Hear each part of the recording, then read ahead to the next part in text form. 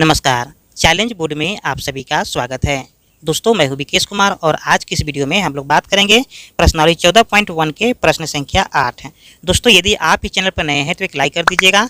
Channel को subscribe करने के साथ साथ बेल आइकन को प्रेस जरूर करिएगा ताकि आने वाला प्रत्येक वीडियो का नोटिफिकेशन सबसे पहले आप तक पहुंचे। तो आइए अब हम शुरू करते हैं। प्रश्नावली 14.1 के प्रश्न संख्या 8 है। दोस्तों, इस क्वेश्चन में कहा जा रहा है, किसी कक्षा अध्यापिका ने पूरे सत्र के लिए अपनी कक्षा के 40 विद्यार्थियों की अनुपस्थिति निम्नलिखित रूप में रिकॉर्ड की। ठीक है, एक विद्यार्थी जितने दिन अनुपस्थित रहा उनका माध्य ज्ञात कीजिए। ठीक है, और यहाँ पर हमें एक आंकड़ा दिया गया है और आंकड़े में कहा जा रहा है दिनों की संख्या और यहाँ है विद्यार्थियों की संख्या।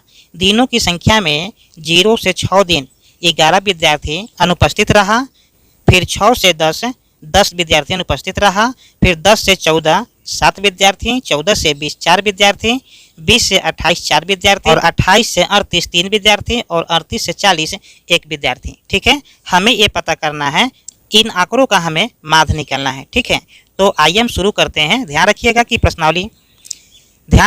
इस प्रकार के क्वेश्चन एग्जाम में पूछे जाते हैं, इसीलिए हम चाहते हैं कि आप इस वीडियो के लास्ट तक बने रहिए ताकि एग्जाम हॉल में किसी प्रकार की कठिनाई नहीं हो। ठीक है, तो आइए हम शुरू करते हैं। ध्यान रखिएगा कि ये जो हमें आंकड़ा दिया गया है, एक क्षैतिज दिया गया है, हम इसको ऊर्ध्वाधर बना लेंगे। ठीक है, ऊर्ध्वाधर बनाने के लिए हम पहले से बना रखे हैं ताकि किसी प्रकार की कोई दिक्कत नहीं हो। ठीक है, तो आइए अब हम शुरू करते हैं।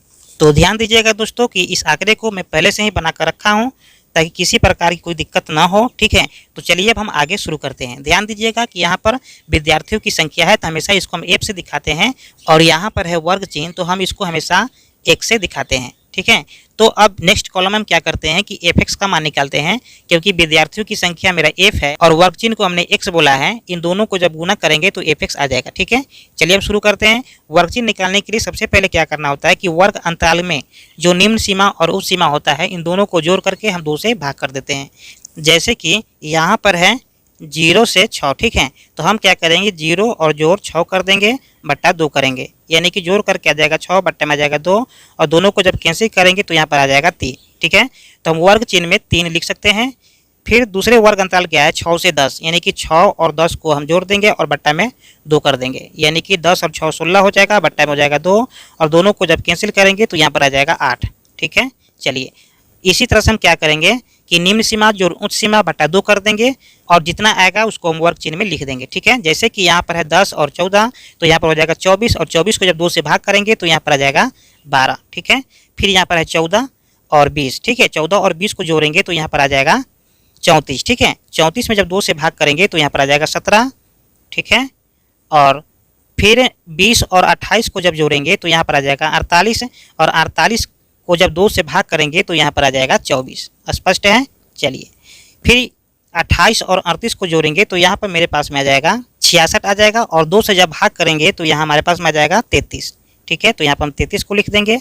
उसी तरह से क्या करेंगे कि 38 और 40 को जोड़ देंगे और 2 से भाग करेंगे तो 38 और 40 को जब जोड़ेंगे तो यहाँ पर आ जाएगा 78 और 78 में हम 2 से भाग करेंगे तो यहाँ पर आ जाएगा 39। स्पष्ट है। चलिए अब देख सकते हैं कि यहाँ पर हमें वर्ग चिन्ह मतलब x का मान निकल गया है। अब हमें निकालना है fx का मान। ध्यान रखिएगा कि f वाले जो कॉलम है और x वाले जो कॉलम है उसको बारी बारी से हम गुना करेंगे। ठीक है, यानी कि 11 में गुना करेंगे 3 से तो 11 तिहाई 33 हो जाएगा। फिर 10 में गुना करेंगे 8 से तो हमारे पास में आ जाएगा 10 8 80 आ जाएगा। फिर 17 में गुना करेंगे 12 से तो हमारे पास में आ जाएगा 84। ठीक है, आप चाहे तो गुना करके देख सकते हैं।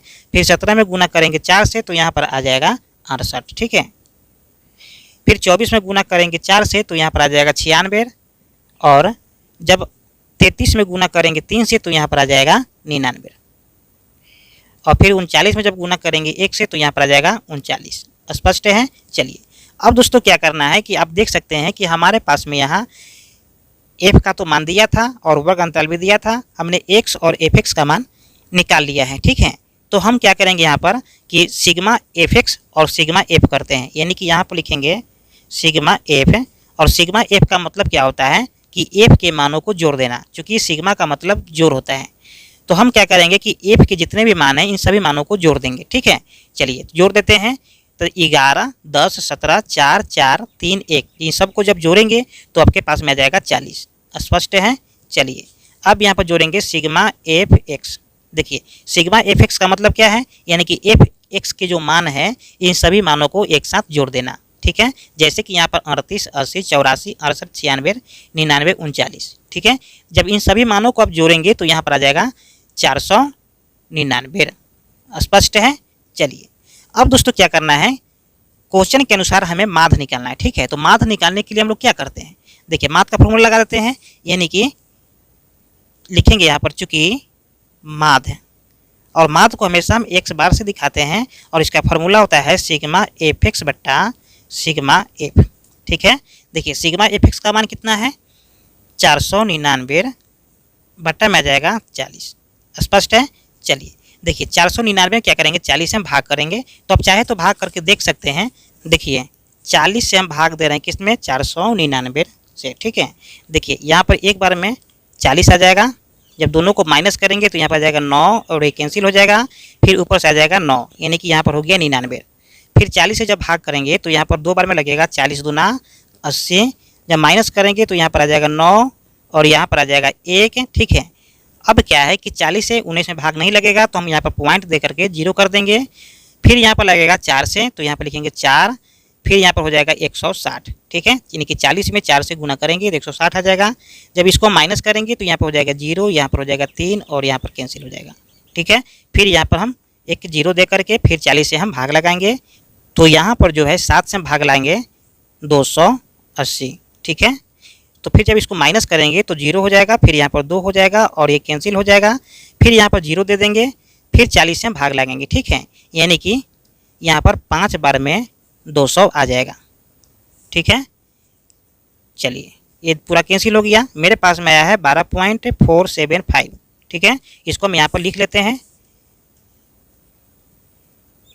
12.475। ठीक है, अब हमारे पास में 12.475 जो आया है माध्य आया है। ठीक है, तो यहाँ पर लिख सकते हैं हम कि माध्य यानी कि सिग्मा एक्स बराबर 12.475। ठीक है, तो ये हो गया मेरा फाइनल आंसर। लेकिन इसको एग्जैक्ट आंसर लाने के लिए हमें क्या करना होता है कि तीसरे अंक पर ध्यान देना है पॉइंट के बाद। ठीक है, देखिए 5 या 5 से 12 हो तो हम 1 को ऐड कर देते हैं, और 5 से यदि छोटा हो तो हम 1 को माइनस कर देते हैं। ठीक है, यानी कि यहाँ पर हो जाएगा 12.48। ठीक है, क्योंकि 5 है तो हम इसमें क्या करेंगे, 1 ऐड कर देंगे। तो ये हो गया मेरा एग्जैक्ट आंसर। उम्मीद करते हैं कि ये वीडियो आपको समझ में आ गया होगा। फिर मिलते हैं एक और नए वीडियो में, तब तक के लिए जय हिंद।